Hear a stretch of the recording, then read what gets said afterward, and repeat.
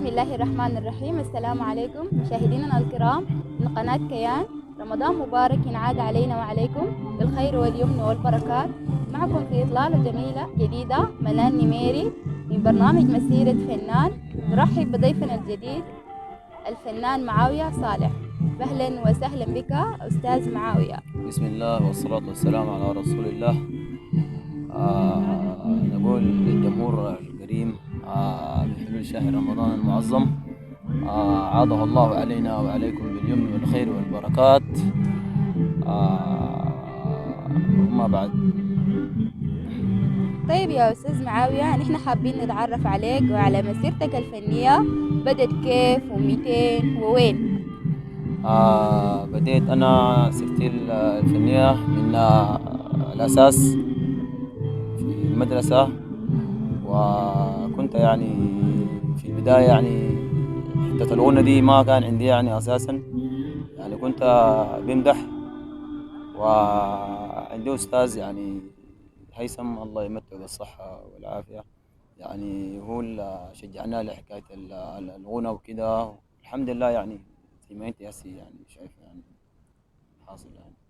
طيب هل واجهتك صعوبات في في بداية مسيرتك دي، ولا يعني ما لقيت أي صعوبات الموضوع كان عادي؟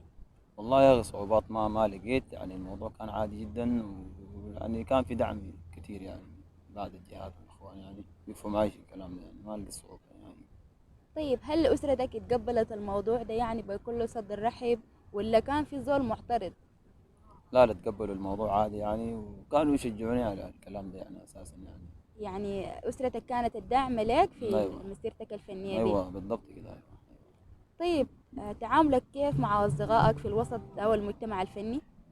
والله المجتمع الفني تعاملي معاهم يعني في غاية السعادة، يعني ما في شيء أصلا أساسا يعني الحمد لله ما في آه، مشاكل طيب يا معاوية، ممكن تسمعنا لحن جميل كده؟ يعني جدا.